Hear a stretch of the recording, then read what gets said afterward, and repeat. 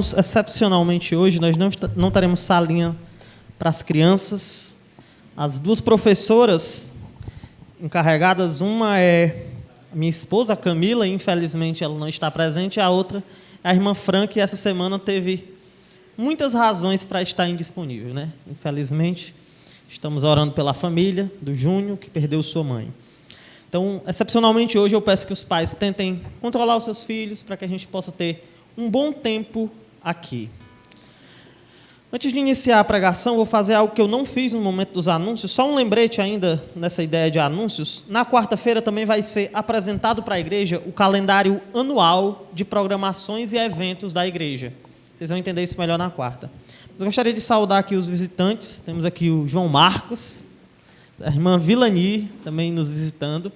Temos uma moça ali,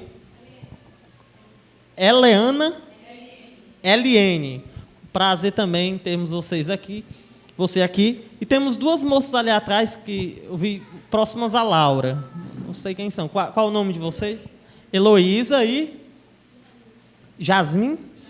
Yasmin. Desculpa, a acústica aqui é ruim. Tem o irmão Arimateia.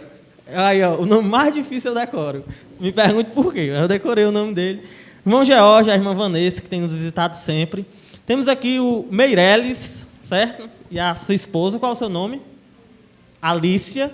E temos também alguém mais. Eu tive a impressão de ver alguém mais.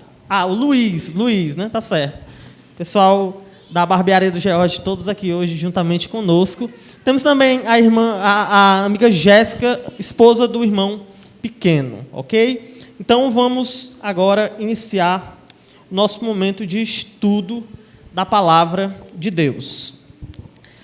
Então, irmãos, eu gostaria de falar de um fato interessante, que talvez seja comum a todos nós. Porque existem frases que nós ouvimos e que acabam marcando nossas vidas de uma forma simplesmente inexplicável. Nesse sentido, uma das frases que eu ouvi e que marcou a minha vida foi a seguinte pergunta: por que coisas ruins acontecem com pessoas boas? Eu ouvi essa pergunta uma vez. Por que coisas ruins acontecem com pessoas boas? E esta frase foi muito marcante para mim por causa do contexto em que eu ouvi ela. Essa pergunta ela foi feita diante de mim numa clínica odontológica, quando eu ia fazer manutenção do meu aparelho. Sim, eu já usei aparelho durante 6 anos. Usava óculos, aparelho, não era muito popular, mas superei essa fase, né? E lá na clínica em que eu fazia a manutenção, existia uma jovem atendente que era muito minha amiga na época, muito minha amiga. Ela era uma pessoa muito legal comigo sempre, eu gostava muito dela. E um dia, quando eu entrei na clínica para fazer manutenção, esta jovem estava chorando copiosamente, desesperadamente, e ela olhou para mim quando eu entrei e, sem dizer nada, ela falou: por que é que coisas ruins acontecem com pessoas boas? No contexto, que depois eu descobri qual era, ela tinha acabado de receber a notícia de que um amigo muito próximo tinha morrido em um acidente muito trágico. Então, quando eu entrei e ela olhou para mim, e com os olhos cheios de lágrimas, ela perguntou: por que coisas ruins acontecem com pessoas boas? Eu creio que ela não estava fazendo essa pergunta para mim. Ela não estava fazendo essa pergunta para o universo. Eu acho que, em última instância, sem perceber, aquela jovem estava fazendo essa pergunta para Deus. Aquela jovem, surpreendida pela dor, não entendia o porquê da dor. Ela necessitava de uma explicação. Ela precisava urgentemente de alguém para lhe explicar o porquê do mal ter envolvido a existência daquele amigo que ela entendia não merecer esta desgraça. Em momentos de dor, por vezes nós temos uma atitude semelhantes à daquela jovem. Nós não entendemos o porquê de o nosso mundo estar caindo. Nós não entendemos o porquê de aquilo que damos tanto valor está sendo perdido. Nós não compreendemos o porquê de o mal ele existir e chegar nas nossas vidas. Seja como for, encontros diretos com o mal, com o sofrimento, com a dor, nos levam a notar que nós temos uma necessidade real por uma compreensão do porquê do mal neste mundo. Essa inquietação, ela flui do centro do nosso coração, e a resposta para essa pergunta, ela não é uma alternativa dentre muitas que o ser humano pode escolher, mas ela parece muitas vezes se mostrar como uma necessidade.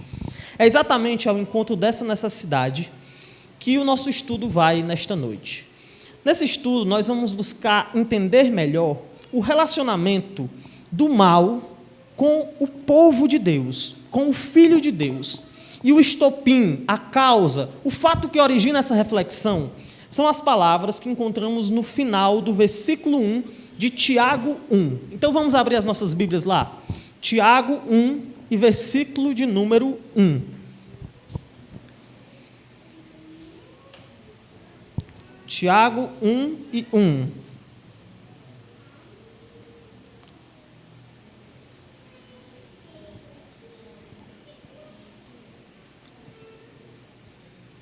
Pode passar. 2. Marrom. Mais um? Pronto, muito bem. Tiago 1 e 1. Nós vamos focar hoje na parte C do versículo. E eu prometo que daqui a 3 domingos a gente vai sair desse versículo. Vai ter só esse, mais outro, aí a gente segue.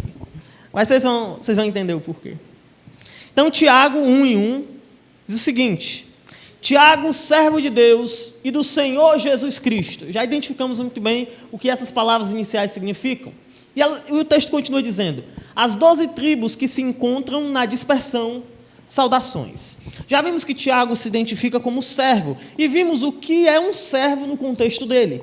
Já vimos também que Tiago se identifica, ou melhor, identifica aqui o seu Senhor, e o seu Senhor é o próprio Deus. Então o que temos aqui é um servo escrevendo para outros servos de Deus. Mas em que situação estes outros servos se encontravam? Antes de refletirmos nas palavras finais, parece ser lógico imaginar que eles deveriam estar bem. Afinal, se nós usarmos o pensamento comum, empregados de grandes homens recebem grandes salários e têm uma vida confortável. Logo, se esperaria naturalmente de quem serve ao próprio Deus que este indivíduo aproveitasse uma vida minimamente tranquila. Afinal, ele serve o Rei dos Reis, o Senhor dos Senhores. Contudo, o que nós vemos aqui é algo radicalmente diferente. Pois os conservos de Tiago, aqueles a quem ele escrevia, são indivíduos que, mesmo sendo servos de Deus, estavam enfrentando uma situação de profundo sofrimento. Esse sofrimento os levou a serem desterrados e espalhados. Nós concluímos isso porque quando Tiago diz que está escrevendo as 12 tribos aqui, o que ele está falando por intermédio desta expressão é que ele está escrevendo a cristãos judeus. Mas onde é que estão esses cristãos judeus? Eles estão espalhados. Mas por que é que eles estão espalhados? Eles estão espalhados porque eles estavam debaixo de uma perseguição feroz liderada por Herodes. Vamos entender isso melhor. Abra sua Bíblia lá em Atos capítulo 12 e vamos ver o que dizem os versículos 1 e 2. Agora tem laser, ó. Nossos estudos agora vão ser mais legais. Atos 12. Atos dos Apóstolos, Novo Testamento.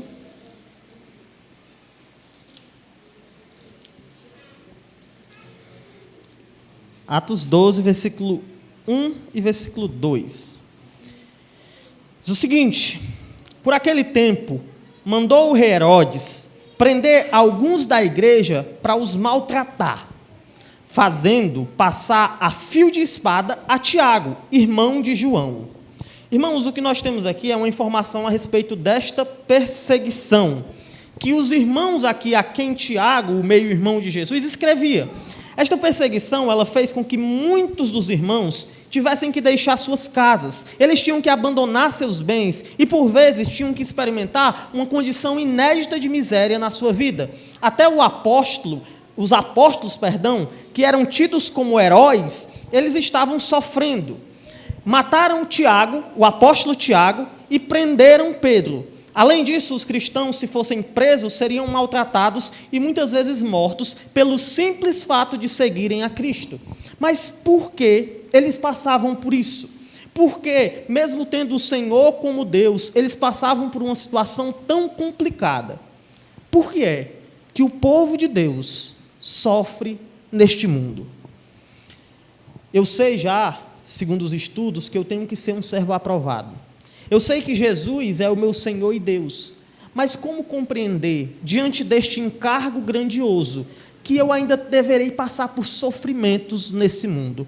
Por que é que o povo de Deus deve experimentar, e de que modo ele deve experimentar o sofrimento? Sendo que estamos no melhor encargo e no maior de todos, por que sofrer? Nesse estudo nós vamos buscar entender esta questão. E faremos isso aprofundando ainda mais ela. Ou seja, nós vamos mergulhar um pouco mais fundo e, ao compreender a raiz, nós vamos entender melhor os frutos e nós saberemos lidar com os desdobramentos do mal no mundo. Porque o mal na nossa vida, o mal na nossa realidade, só é um reflexo do mal existir no mundo. O mal nos atinge porque ele existe. Mas por que é que Deus permite que algo assim exista? Irmãos, este é um dos maiores ataques que têm sido feitos à fé. As pessoas, elas não conseguem negar a organização que o universo demonstra. Afinal, existem estrelas, existem animais, existem ecossistemas, existe uma complexidade que não pode ser originada no acaso. Mas, se existe um Deus, por que é que existem crianças pedindo esmola?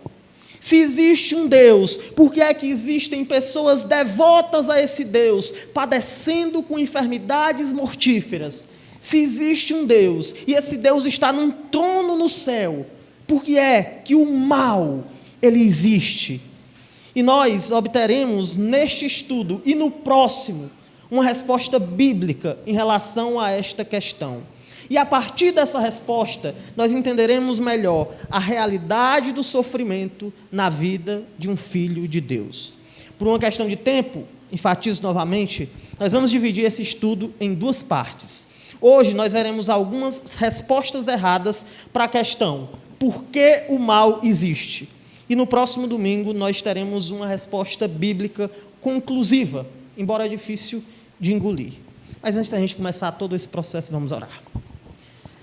Senhor Deus, Deus gracioso, Deus dos deuses, Senhor dos senhores, Rei do universo, por favor, Pai, escute o nosso rogo nesta noite, escute a nossa prece, a nossa oração, quebrante, Pai, o nosso coração, ao observarmos Tua grandeza. Abençoe a vida de cada um dos irmãos, seja com eles, Pai. Torne o nosso coração cativo à Tua palavra nesse momento. É isso que eu te rogo, Pai, em nome de Jesus Cristo. Amém.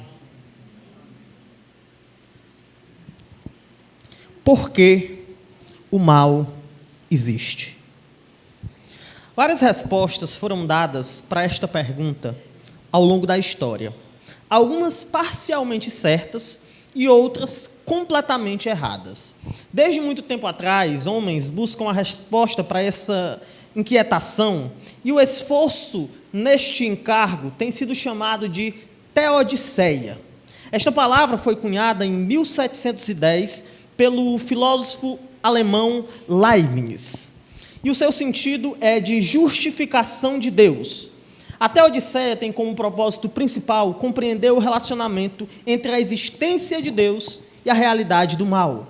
Então, voltando para a nossa pergunta, por que é que o mal existe? Nessa primeira parte, nós vamos considerar algumas perguntas inadequadas, ou algumas respostas, inadequadas para essa questão. Essas perguntas, elas são resultado de cosmovisões, de visões de mundo, de maneiras pelas quais pessoas enxergam a realidade específicas, e elas são erradas porque elas contradizem aquilo que a palavra do próprio Deus diz a respeito do seu caráter e da sua natureza. Então, nosso objetivo vai ser bem simples nessa noite. A gente vai tentar entender o sofrimento na nossa vida, olhando para uma esfera mais profunda, que é a existência do sofrimento. Vamos então responder essa pergunta, por que o mal existe? Ou melhor, vamos observar algumas respostas que se dão a esta pergunta. Até aqui está dando para entender? Estão comigo? Pronto, daqui a pouco não estarão mais. Ou melhor, não. Todo mundo vai conseguir entender, se Deus quiser. Por que é que o mal existe? A primeira resposta possível para essa questão é a seguinte: o mal ele existe porque Deus não se importa. Essa é a primeira resposta e ela pode ser encontrada numa cosmovisão chamada deísmo. O deísmo é uma corrente filosófica que se popularizou em meados dos anos 1600 depois de Cristo. O pensamento deísta, apesar de ter suas bases na filosofia grega, ele tem algumas dificuldades, mas por causa do nosso propósito, nós não vamos nos deter nestas dificuldades, que seriam uma total quase que negação do sobrenatural. O que nós vamos ver é o que este pensamento diz a respeito do mal. E algo que os deístas, eles afirmam sobre o mal, é muito identificável no que um homem que viveu muito tempo antes do deísmo existir postulou. Um homem chamado Epicuro. Alguém já ouviu falar de Epicuro aqui? Pronto, muita gente já ouviu falar de Epicuro. Epicuro tem um famoso paradoxo, em que ele questiona a existência de um Deus bom em relação à realidade do mal. Antes mesmo de Jesus nascer, este homem, ele já questionava sobre a existência do mal. Os seus questionamentos e reflexões criaram o seu paradoxo. E ele via a existência do mal como um elemento que abalava toda a ideia da existência de um Deus bom. A afirmação desse paradoxo era a seguinte: a existência do mal nos mostra que é impossível existir um Deus bom, onipotente e onisciente. Como assim? Na mente dele, ele entendia o seguinte: Epicuro entendia que se Deus é bom e sabe onde o mal está, ele não pode ter poder para acabar com o mal, porque senão ele não seria bom. Então, se Deus é bom e ele sabe onde o mal está, Deus ele não pode fazer nada. Mas se Deus ele sabe sobre o mal e tem poder para destruir o mal, ele não pode ser bom. A terceira ideia desse paradoxo era a seguinte: se Deus é bom e ele tem poder para destruir o mal, então ele não pode saber onde o mal está. A conclusão a que Epicuro chegou foi a seguinte: na verdade, sim, Deus é bom, Deus é onipotente e Deus é onisciente, mas Deus não se importa com o mal. Nessa linha de pensamento de Deus como um relojoeiro antigo que deu cordas no mundo e deixou o mundo à sua própria sorte, vai o pensamento deísta. O pensamento deísta entende que o mal existe porque Deus não se importa. E muitas vezes você já deve ter ouvido isso, talvez de uma maneira um pouco atenuada, mais leve, mas você já ouviu isso. Às vezes parece que Deus é grandioso demais para certos problemas na nossa vida. Se eu descubro um câncer, eu devo orar. Se eu tenho um problema superficial ali no meu negócio, eu não preciso orar, porque Deus é elevado demais para se importar com esse meu simples problema. Então, esta visão, o deísmo, ele vai entender que Deus é elevado demais para se importar com qualquer coisa da criação. Então, ele criou o mundo, porque não tem como negar a organização que vemos em todo o universo. Mas ele não se importa mais com o mundo. Ele tem algo melhor a fazer. Então, ele é onipotente, tem todo o poder? Sim. Ele é onisciente, sabe todas as coisas? Sim. Ele é bom? Sim. Mas ele não se importa com o mundo. Esta visão está correta? Sim ou não? O Mateus disse que não. Muito bem, Mateus. Por que essa visão não está correta? Porque a Bíblia afirma radicalmente o oposto. Vamos abrir as nossas Bíblias lá em Êxodo, capítulo 3, versículos 7 a 9.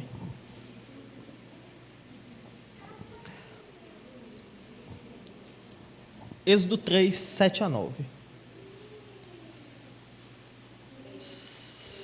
São 5 respostas no total, irmãos, mas eu só vou até 8h30, só vou pregar no máximo 1 hora.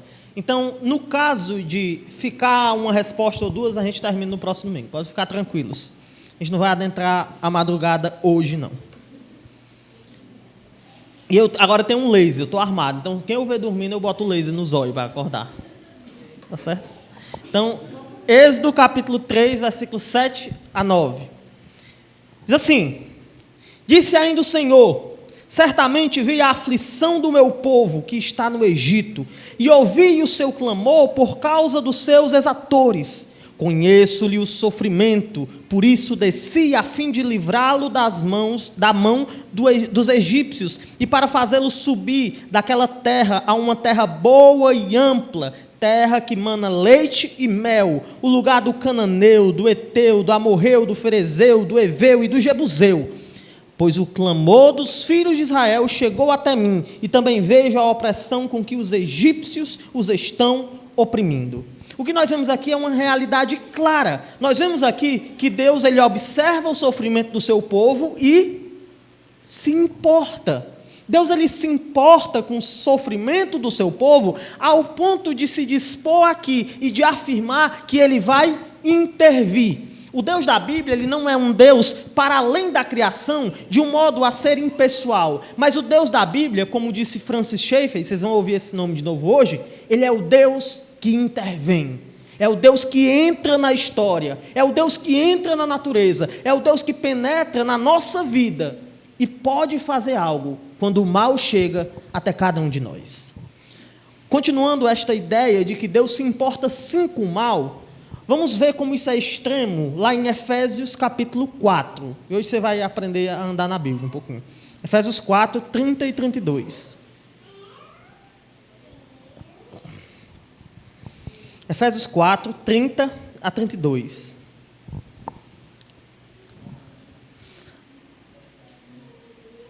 Amém?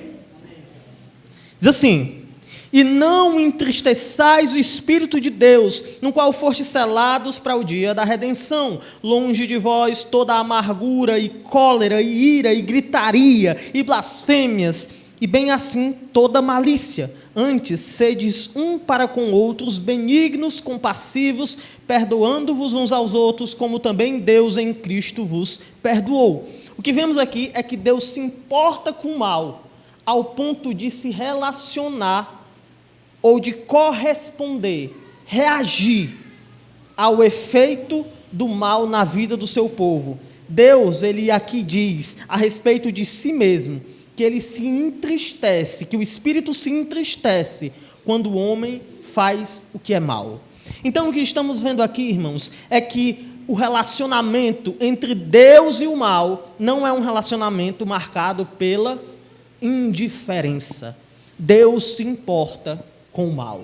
Então, não é uma boa via buscarmos a compreensão do porquê do mal, observando este assunto à luz ou sob as lentes de uma ideia de indiferença divina, como se Deus ele não se importasse com o mal.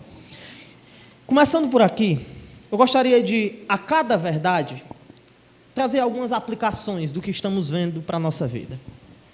E entendendo essa verdade, irmãos, entendendo que o mal, ele não existe porque Deus é indiferente, nós devemos entender alguns fatos que devem modificar a nossa vida. Em primeiro lugar, nós devemos compreender que Deus, ele se importa com a nossa dor. Deus, ele não é um sádico, Deus não é um lunático que está no céu, dando gargalhadas enquanto nós padecemos. Deus, ele não é alguém alucinado que tem prazer em trazer a dor para a vida do seu povo. Deus, ele conhece a nossa dor e ele se importa com ela. Então, não ache, enquanto você sofre, e o sofrimento vai chegar na sua vida, não ache que você está desassistido, que não há ninguém que entenda, que não há ninguém que compreenda a sua dor, porque existe alguém que entende a sua dor melhor do que você mesmo. Existe alguém que entende experiencialmente sua dor e que se importa com o seu sofrimento. Então não ache que o Deus da Bíblia, ele é alguém alheio às suas necessidades. Não ache que o Deus da Bíblia, ele não está com você, mesmo em momentos que parece que aquilo que está sendo o alvo do seu sofrimento é pequeno demais. Deixa eu dar aqui um exemplo. O Joseph, ele vem falar comigo, chorando. E ele diz: pastor Mateus, eu tenho um grande problema. E quando o Joseph me diz que tem um grande problema e chega para mim chorando, por mais que ele chegue chorando copiosamente, eu não vou partir do pressuposto que o seu problema é realmente grande pelo fato dele ser uma criança. Eu vou já imaginar que talvez o problema dele seja os meninos apelidando ele. Eu vou imaginar que o problema dele talvez seja algo em que ele ainda não compreende bem a vida. Agora, se o Júnior chega para mim chorando, a partir do momento que ele começa a derramar uma lágrima, a minha visão em relação a ele já muda. E eu penso, rapaz, algo de muito sério aconteceu. Por quê? Porque tem alguém que eu considero maduro chorando. Muitas pessoas têm essa visão de Deus, entendem que Deus nos trata como criança, quando os nossos problemas não são algo extremos. Então, quando nós não temos uma questão crucial, Deus só olha e diz, rapaz, chore não. Não. O Deus da Bíblia é um Deus que se relaciona intimamente com todos os nossos dramas. O Deus da Bíblia não é alguém que tem uma atitude errada e que considera qualquer lágrima uma lágrima genuína, por mais que depois ele vá tratar. Mas o Deus da Bíblia, ele está do nosso lado na nossa dor. Isso implica, em segundo lugar, que no sofrimento nós temos a quem recorrer. Existe alguém observando as nossas lutas no nosso casamento. Existe alguém observando a nossa labuta no nosso trabalho. Existe alguém observando a nossa batalha ferrenha contra o pecado. E esse alguém, ele pode fazer algo a respeito. Então nós podemos clamar. Nós podemos clamar, porque Deus, ele se importa com os nossos problemas. Além disso, nós não devemos fazer o mal, porque Deus pode intervir. Deus, ele pode trabalhar contra você. Deus, ele pode agir contra você. Se você se tornar um problema, Deus, ele pode resolver este problema. Mesmo quando a sociedade, ela normaliza ou ignora o mal, mesmo assim, Deus continua se importando. Hoje em dia, existe um grande problema chamado relativismo. Vocês já ouviram essa palavra, relativismo? O que é o relativismo? O relativismo é a ideia de que a verdade absoluta não existe. O que existem são perspectivas em relação à verdade. Então, o que é verdade para você pode não ser verdade para mim. E o que é verdade para mim pode não ser verdade para o seu José Maria. E o que é verdade para o seu José Maria pode não ser verdade para o Felipe. Então, nós perdemos uma baliza, nós perdemos uma padronização moral, e a moralidade ela é definida por cada indivíduo dentro da sua própria individualidade. Então, não importa que roupa eu visto, não importa a maneira que eu falo, ou que palavras eu utilizo, não importa que músicas eu escuto, não importa se o meu relacionamento ele é um relacionamento em que há um casal, um trisal, um relacionamento aberto, em que cada um pode fazer o que quer, não importa, porque quem decide no final sou eu. E as pessoas acham que ninguém tem o poder de nos julgar, mas o Deus da Bíblia ele não é alguém indiferente ao mal. Ele vê o mal em todas as suas manifestações, e este Deus irá intervir. Por que o mal existe? A primeira resposta errada que consideramos foi: o mal existe porque Deus não se importa. Vamos a uma segunda resposta possível. Por que o mal existe? Uma segunda resposta pode ser encontrada em cosmovisões denominadas iluministas. Diz o seguinte: por que o mal existe? Na verdade, o mal não existe.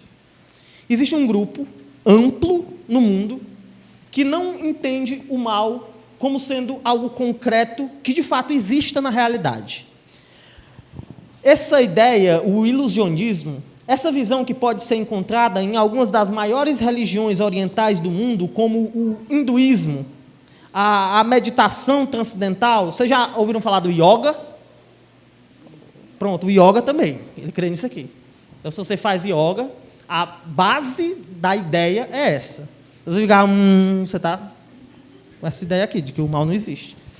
Então, essa visão, ela pode ser encontrada muito na região do Oriente, do mundo.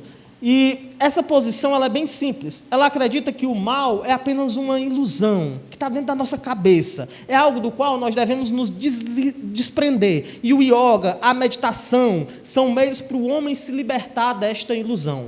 Essa ideia afirma que o problema do mal se resolve com a compreensão de que o mal não existe. Existia um teólogo que viveu no século passado, chamado Francis Schaeffer. E um dia ele estava na sua casa fazendo um chá. E ele estava fazendo chá e estava lá com a chaleira no fogo, a água esquentando. Chegou um jovem até ele. Esse jovem chegou até ele e apresentou essa ideia. Ele disse: Senhor Schaeffer, o mal não existe. É coisa da nossa mente. O ser humano tem que evoluir até o ponto de se libertar dessa esfera em que o mal é um problema e compreender que o mal, de fato, ele não existe. O senhor Schaeffer, então, estava fazendo chá e ouvindo. Quando ele terminou de fazer o chá, ele pegou lá a chaleira, que ainda estava com água fervente, e foi, pouco a pouco, se aproximando do jovem, aproximando a chaleira da cabeça dele. Ele derramou uma gota. Quando ele derramou uma gota, ele: você está louco? Aí ele: só uma ilusão. Não é algo real, não. Você duvida que o mal existe? Chute uma pedra. Você vai descobrir como o mal existe. Na Bíblia, irmãos, o mal, ele não é algo que concorda com esta ideia. O mal não é uma metáfora. O mal, ele não é uma ideia aqui deste plano que deve ser superada. Mas na Bíblia, o mal é algo real. E essa ideia do mal apenas como uma ilusão, ela não encontra nenhum amparo na Escritura. E vamos ver isso na Bíblia. Abra sua Bíblia em Romanos 7 e 12. Romanos 7 e 12.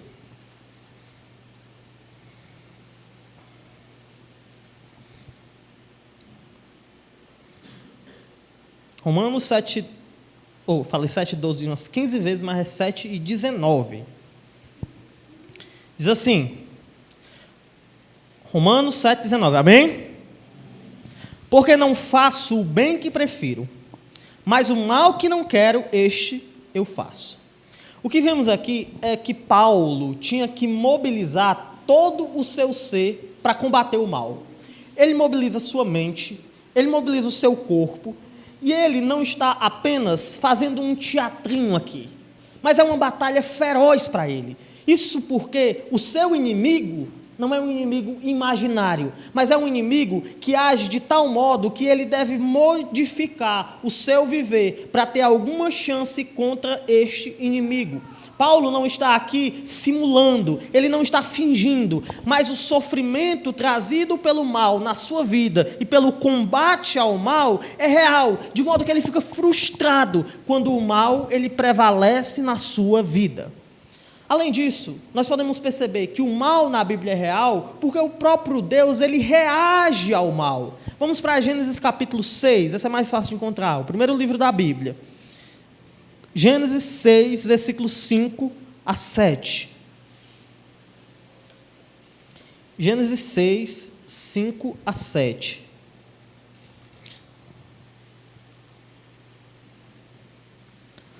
Amém? Agora foi mais fraco, amém. Amém? Amém. Pronto, agora não acharam não, mas falaram mais forte, pelo menos. Gênesis 6, 5 a 7. Diz assim: Viu o Senhor que a maldade do homem se havia multiplicado na terra e que era continuamente mal todo o desígnio do seu coração. Então se arrependeu o Senhor de ter feito o homem na terra, e isso lhe pesou no coração. Disse o Senhor: farei desaparecer da face da terra o homem que criei, o homem e o animal, os répteis e as aves do céu, porque me arrependo de os haver feito. O mal aqui, ele está levando Deus a agir. O mal aqui é um elemento concreto na criação, de modo que ele gerou um dos eventos catastróficos de maior impacto em toda a história do mundo. Esse evento foi o... Então, irmãos, o que nós temos aqui é uma ideia simples. Essa ideia de que o mal não existe, ela não procede. O mal é real. E essa verdade, ela traz até a nossa vida a necessidade de tomarmos algumas ações. Em primeiro lugar, nós não devemos ignorar nenhuma forma de mal, achando que deixar para lá é o melhor caminho. Muitas pessoas escolhem simplesmente ignorar a condição de suas vidas como se o seu sofrimento, a sua degradação moral e a sua dor não fossem elementos reais. Deixe-me exemplificar essa questão para vocês. Não sei se vocês aqui já participaram da criação de uma criança. Não sei quantos aqui já viram uma criança crescer. Eu tive a oportunidade de participar ativamente da criação da minha sobrinha, da Rafaela, lá no pré-A. E nós tínhamos uma moda terrível, um hábito horrível, que era muito mal e que depois eu descobri que era mal. A gente enganava a Rafaela quando ela caía. Como assim a gente enganava a Rafaela quando ela caía? Nossa família estava lá e a menina estava lá brincando. Aí, de repente, a gente só ouvia pá! A menina caiu no chão. Aí ela começava os gritos, aí todo mundo olhava para ela e dizia assim, pulou, pulou. Aí, um pouco ela se espantava, demorava um pouquinho a assimilar, até que ela acreditava que realmente tinha pulado e parava de chorar. Tem muita gente que acha que pode fazer assim com o mal. Fingir que ele não existe. O casamento está se acabando, briga em cima de briga, problema com a família toda, e estamos bem.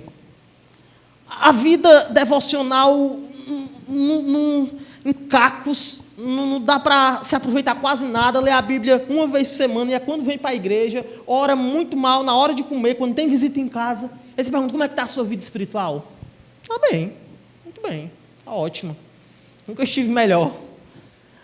Você olha para como a pessoa age dentro da sociedade, engana todo mundo, tem um nome sujo, tem um nome no SPC, nenhum comércio confia mais nessa pessoa. Se pergunta, como é que está a vida com Deus? Está ótima, maravilhosa.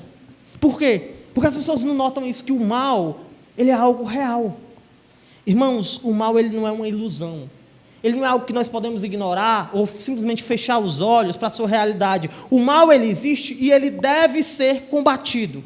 Em segundo lugar, nós não devemos ignorar o impacto de nossas ações na vida de outros. Nós devemos evitar palavras que magoam, situações que ridicularizam outros. Nós devemos ter empatia, porque o mal que nós provocamos também é real.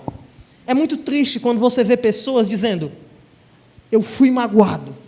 E quando se coloca na mesma situação e agora é o ofensor, diz, paz, isso não foi nada. Você está muito doído, está muito ofendidinho. Irmãos, o mal que nós provocamos também é real. Você tem o poder de destruir uma vida. Então, veja bem como você age. Porque o mal provocado por você, ele não é uma coisa que as pessoas vão superar facilmente. Você pode gerar o trauma na vida de uma pessoa que ela vai demorar anos para superar. Então nós devemos ter responsabilidade, porque o mal que nós provocamos em outros é real. Em terceiro lugar, nós devemos entender que o mal praticado por nós, ele tem consequências reais. Hoje pode parecer que não vai acontecer nada com você. Pode parecer que você não vai ser descoberto. Pode parecer que a sua casa nunca vai cair. Mas assim como o mal é real, as consequências são reais. Um dia, aquela mensagem às avessas no WhatsApp, ela vai chegar ao conhecimento da sua esposa.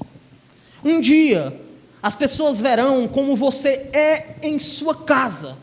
Um dia, vai ser descoberto aquele hábito oculto, secreto, que você tem alimentado, e nesse dia essas palavras vão fazer sentido, porque você vai observar que não somente o mal, como as consequências do mal, também são reais. Por que é que o mal existe? A primeira resposta que consideramos foi, ele existe porque Deus não se importa. Tem sentido isso. Em segundo lugar, vimos que o mal existe, ou melhor, na verdade o mal não existe. Vamos para uma terceira resposta. Continuando, vamos para uma terceira resposta, que se origina em um pensamento, em uma cosmovisão, chamada de dualismo. Está dando para entender? Vocês estão entendendo, basicamente? Certo. Se não entender, você pelo menos balança a cabeça para me motivar, não ficar tão triste. Essa ideia do dualismo, ela prega a existência de dois deuses, ou de duas forças concorrentes ao longo da história. Esses dois deuses vêm batalhando eternamente. Um desses deuses é mau, enquanto o outro Deus é bom. O mal existe, então, porque, esporadicamente, o Deus mau, ele tem triunfos. Religiões, olha uma religião interessante, o zoroastrismo, o gnosticismo e o maniqueísmo são exemplos de religiões que tiveram no dualismo a base para interpretar o mundo. Então, deste modo, em um contexto moderno, uma pessoa que adote essa crença, se perguntada por que o mal existe, agora vocês vão começar a entender o que eu estou falando aqui. Ela vai responder que o mal existe por culpa do diabo. Para o dualismo, a resposta é essa. Por que o mal existe? O mal existe por culpa do diabo. Tudo se resolve para eles com a compreensão de que o diabo é mau e de que ele é um inimigo de Deus. Irmãos, e é muito comum nós observarmos pessoas assim. Talvez aqui em Morada Nova, que tem uma grande ênfase em experiências sobrenaturais, ainda mais. Porque é muito comum a gente ver pessoas que veem o diabo em tudo. Um gato passa na casa, derruba uma panela. Paz, o diabo está me atacando. As pessoas culpam o diabo por tudo. E elas desaprendem a viver no mundo. Então, todo o infortúnio que acontece com elas é o diabo. Se ela perdeu o emprego, meu Deus, fizeram uma simpatia para mim, foi o diabo. Se a esposa traiu, ela diz, rapaz, o diabo é sagaz. Se a pessoa começa a enfrentar um infortúnio na vida, foi o diabo. Tudo é o diabo. Contudo, nós devemos entender que a Bíblia contradiz essa ideia. E a causa de o mal existir não pode ser alguém que vive em oposição ao divino. A causa primária, não. Vamos entender isso melhor. Número 1, nós devemos entender que o título de Deus, que a força absoluta no universo, é um título exclusivo, que só pertence a uma pessoa. Vamos ver isso lá em Isaías 45, versículo 5. Isaías no Antigo Testamento, depois dos Salmos, dos primeiros dos profetas maiores. Isaías 45 e 5. E não feche sua Bíblia, porque a próxima referência vai ser em Isaías 43. Então, atenção aí. Isaías 45 e 5, amém? Ok. Diz assim, eu sou o Senhor, e não há outro. Além de mim não há Deus. Eu te cingirei, ainda que não me conheces. O que nós temos aqui é uma informação simples. Não existe um outro Deus além do Senhor. Então não existe no universo uma força concorrente que seja pareia em dignidade, em poder ou em força. Só existe Deus. Você não deve interpretar o diabo como sendo um adversário à altura de Deus. De modo que o que acontece na nossa salvação é o seguinte, que Deus vai lá brigando com o diabo, e é uma espadada no lado, e o diabo dá uma chifrada, mete o tridente, e Deus se desvia, e dá uma espadada até que Deus ganha, e está exausto. Ganhei, eu posso salvar isso daqui. A ideia não é essa. A ideia não é de uma oposição pareia. Por quê que a ideia não é de uma oposição pareia? Porque só existe um Deus. E o que é que esse Deus faz? Esse Deus, quando age, ninguém pode impedir. Olha agora o capítulo 43, o versículo 13. Isaías 43 e 13. O que é que diz? Isaías 43 e 13, depois do 12. Antes do 14. Normalmente, quando eu falo 13, as pessoas não entendem direito. Elas abrem no 3. É 13. 13. Eu tenho uma boa associação ao 13, mas eu não vou fazer. Diz assim, ainda que houvesse dia, ainda antes que houvesse dia, eu era, e nenhum há que possa livrar alguém das minhas mãos. Agindo eu, quem me impedirá? Então, irmãos, nós não devemos entender que o diabo ele teria, em qualquer circunstância, um poder de limitar o agir de Deus. Deus faz o que Ele quer. E o diabo ele não pode ser uma força concorrente. E eu não estou falando de não pode no sentido de não dever. Eu não estou falando não pode no sentido de não ter capacidade, de não ter forças, de não ter condições ontológicas, de não ter no seu ser uma capacidade para fazer oposição a Deus. E por fim, para mostrar como esta frase ela não responde à questão do mal, nós devemos entender, como disse Lutero, que até o diabo é o diabo de Deus. Ou seja, até o diabo está debaixo do domínio de Deus. Abra sua Bíblia em Jó 7 e 12. Jó, antes do livro dos Salmos. Se você abrir a sua Bíblia bem no meio, você vai chegar lá em Salmos. Jó 1, 7 a 12. Jó 1, 7 a 12. 7 a 12 era muitos capítulos para a gente ler, né? Jó 1, 7 a 12. Diz assim: então perguntou o Senhor a Satanás: de onde vens? Satanás respondeu ao Senhor e disse: de rodear a terra e passear por ela. Versículo 8. Perguntou ainda o Senhor a Satanás: observastes o meu servo Jó, porque ninguém há na terra semelhante a ele, homem íntegro, reto e temente a Deus e que se desvia do mal. Então respondeu Satanás ao Senhor: porventura Jó debalde teme a Deus? Acaso não o cercaste com sebe, ele, a sua casa e tudo quanto tem? A obra de suas mãos abençoastes, e os seus bens se multiplicaram na terra. Estende, porém, a mão e toca, em tudo quanto tens, e verás se não blasfema contra ti em tua face. Disse o Senhor a Satanás: eis que tudo quanto ele tem está em teu poder, somente contra ele não estendas a mão. E Satanás saiu da presença do Senhor. Quando foi que Satanás saiu para assediar Jó? Depois que Deus permitiu. Não pense que você está lá na sua casa, arrodeado de demônio, arrodeado de demônios, e os demônios chegam até você e dizem: rapaz, agora eu vou pegar ele. Quem é que vai agora? É você? É você? Não. Não pense que o diabo, ele está planejando a melhor forma de tomar de conta da sua vida. A ideia não é essa no mundo. A ideia é que existe um soberano, e que o diabo, ele treme diante deste soberano. O diabo, ele não é páreo para Deus, e o diabo, ele só pode atuar, ele só pode agir dentro de uma linha específica, até onde Deus solta a coleira. Um paralelo interessante é esse: a gente aqui no Nordeste tem o hábito de chamar o diabo de cão. Temos esse hábito?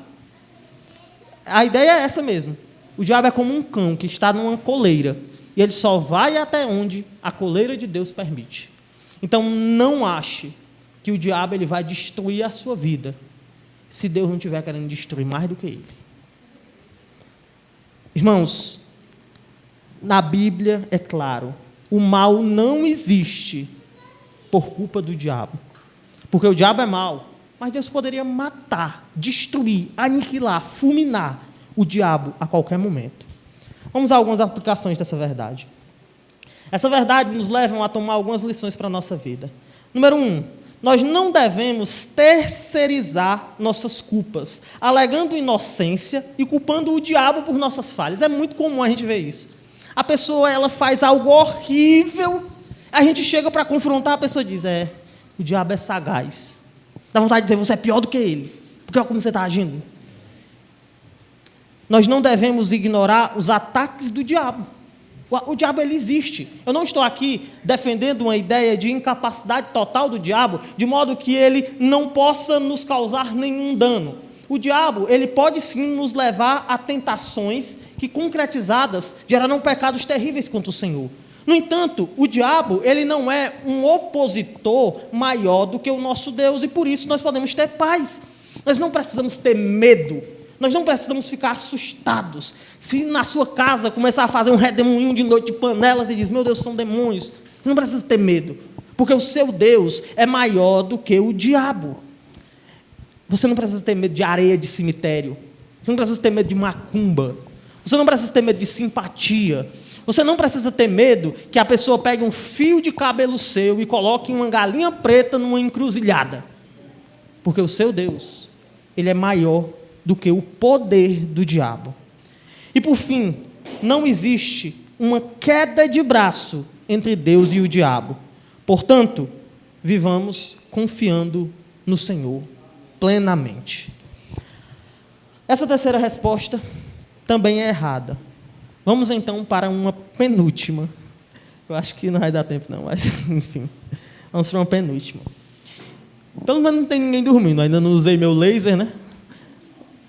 Vamos lá. Em penúltimo lugar, podemos listar uma visão que tem se popularizado muito ultimamente, uma cosmovisão, chamada de reducionismo. Só por essa palavra já dá para você entender como é que ela responde. Essa visão, o reducionismo, ele responde essa pergunta dizendo que Deus, ele não pode fazer nada em relação ao mal. Na época daquele tsunami, não lembro ao certo o ano, não sei se foi 2009, 2010, vocês lembram aquele tsunami que teve aí um tempo atrás? Disseram, eu que morava na praia, talvez não foi tão marcante para vocês, né? Porque vocês moram bem longe do mar, mas eu que morava na beira da praia, literalmente, eu fiquei com medo de dar um lá no Preá também. Eu disse, meu Deus, será que vai dar? O pastor da minha igreja anterior, o pastor Francisco, ele disse que quando eu era criança, ele me pegou uma vez chorando. Ele disse assim, o que foi, Mateus? Aí eu tinha visto uma notícia sobre o tsunami, estava chorando e disse para ele, rapaz, eu sou tão jovem para morrer. Ele nunca mais esqueceu essa ideia. Toda vez que ele me vê, ele fala isso. Mas lá para o pessoal da praia é uma ameaça, né? A gente sabe que a possibilidade é extremamente baixa, mas quando a gente vê uma notícia de tsunami, a gente fica olhando assim mais engraçado para o mar. Fica assim, rapaz, se levanta, né? É uma tragédia tão grande. Sim. Mas na época que deu o tsunami, quase eu me esqueço do que eu estava falando quando eu falei isso. O que foi que aconteceu? Muitas pessoas defenderam Deus no tsunami. E disseram assim, Deus não sabia. Deus não sabia que ia acontecer esse tsunami. Ele está sofrendo tanto quanto você. Porque Deus, ele não sabia do tsunami. Existem pessoas que têm essa visão. Essa visão de que Deus, ele é sim bondoso, mas que ele não pode, na verdade, fazer muita coisa em relação ao mal. Mas essa noção, ela está completamente errada também. Isso porque 1 João 3:8 vai dizer o seguinte, aquele que pratica o pecado procede do diabo, porque o diabo vive pecando desde o princípio. Para isso se manifestou o Filho de Deus, para destruir as obras do diabo. O Filho do homem, ele veio justamente para destruir as obras do mal. Então, dizer que Deus não pode fazer nada não é uma boa saída para resolver essa questão do porquê o mal existe, não. Além disso, no Salmo 115, versículo 3, nós lemos, no céu está o nosso Deus e tudo faz como lhe agrada. Deus, segundo a sua natureza, pode fazer o que quiser, inclusive acabar com o mal. Não ache que essa não é uma possibilidade. Deus, ele pode acabar com o mal. Deus, ele pode acabar com todas as tribulações da sua vida. Deus pode acabar com a sua doença agora. Deus pode destruir tudo aquilo que lhe faz infeliz. E por que é que Deus não faz isso? Por quê? Por que é que Deus não faz isso? Interessante essa resposta. Continuando aqui. Essas verdades que vemos até aqui, elas nos levam a mais algumas considerações.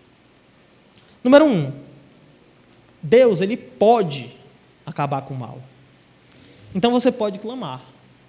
O Deus da Bíblia não é um ser impotente. Então, seja qual for o seu dilema, seja qual for a sua questão, seja qual for a tribulação que está na sua vida, existe solução. Nunca, enquanto você tem Deus, é o fim. E mesmo se a morte chegar, você vai para junto dele, ser promovido à glória. Nós não estamos desassistidos por um Deus impotente. Nós não estamos entregues à nossa própria sorte. A nossa vida, ela não é um acúmulo de aleatoriedades. A nossa vida, ela não é fruto do acaso. Não é o acaso que nos protege quando a gente está distraído. Não.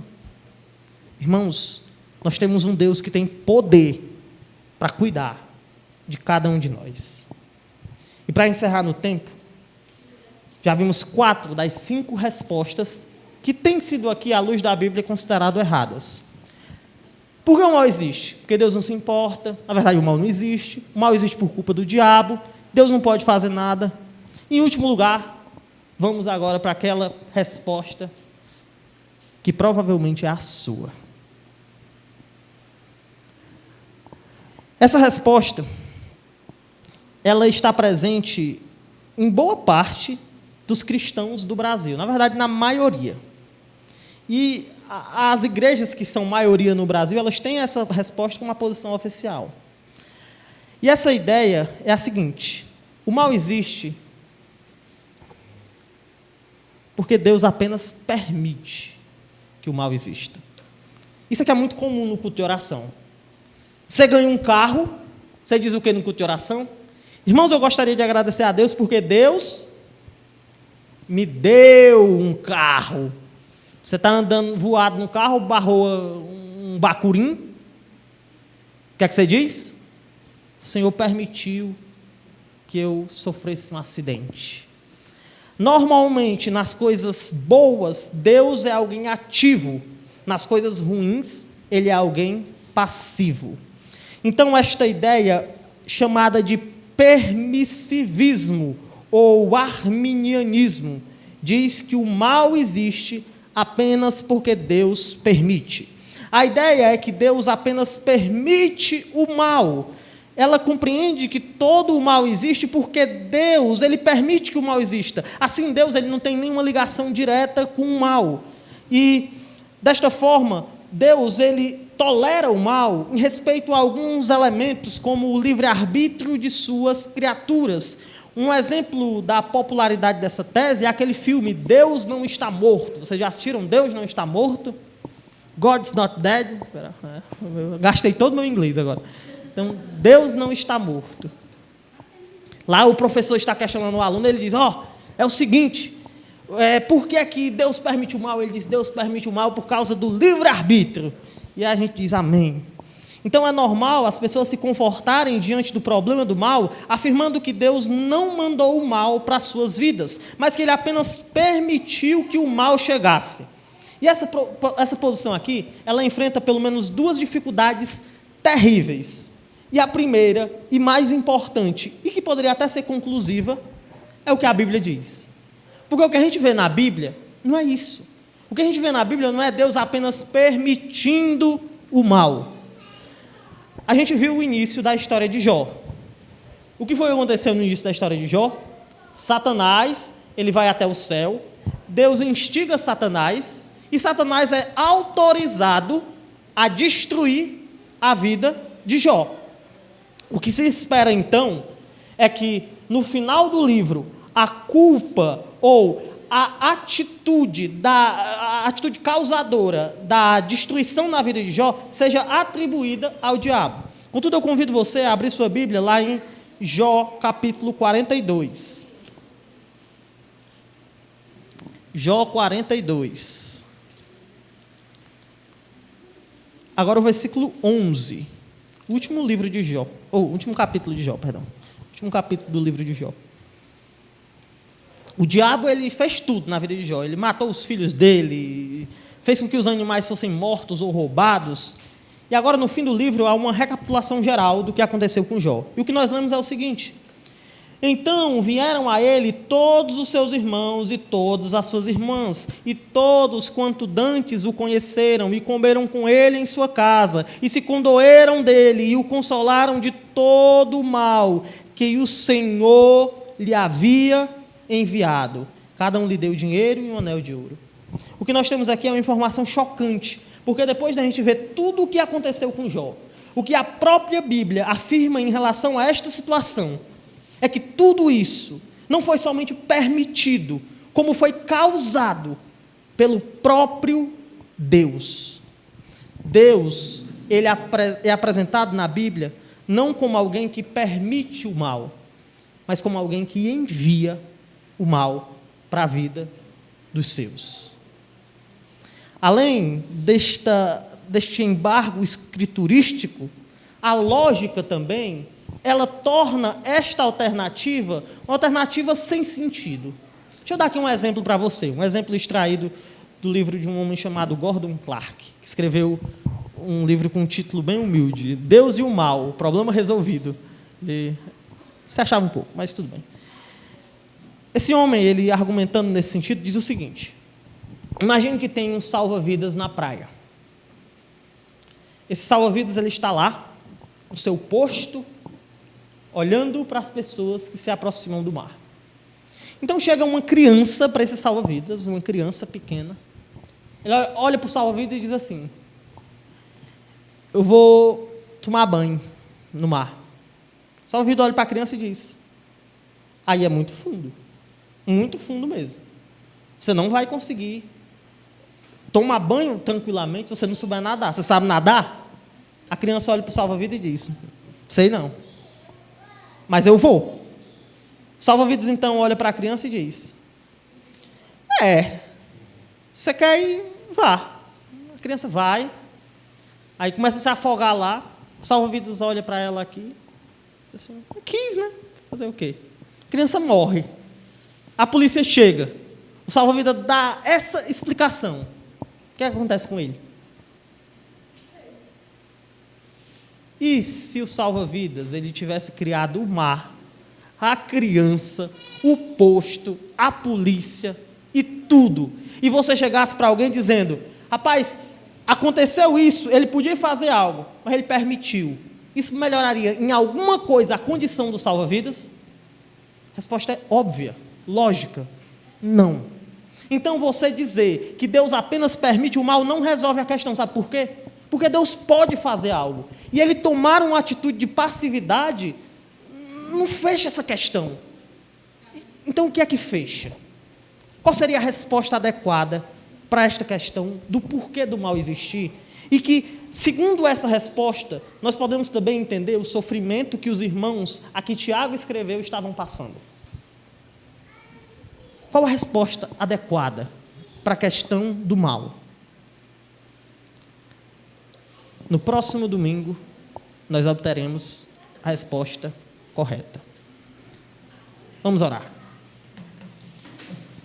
Senhor Deus, muito obrigado por Tua palavra e porque o Senhor remedia essas ideias falsas que nos assediam. Muito obrigado porque o Senhor é bondoso, porque o Senhor é amoroso e porque o Senhor nos deu um aparato lógico para entendermos a maneira como o Senhor age. Pai, o mal, ele nos castiga. O mal, ele nos faz chorar. O mal, ele nos afasta quando o praticamos da Tua presença. Sabemos que o Senhor não é um Deus impotente diante do mal. Sabemos que o Senhor não está desinformado. Sabemos que o Senhor não está enfrentando uma oposição de outro ser cósmico. Então, por favor, Pai, tire essas ideias erradas da nossa mente e nos permita, por graça, no próximo domingo, nos maravilharmos com a grandiosa resposta do porquê o mal existir na nossa realidade. Abençoe cada um dos irmãos que está aqui. Abençoe aqueles que nos visitam. Seja conosco, Pai. Te agradeço por tudo. Em nome de Jesus Cristo. Amém.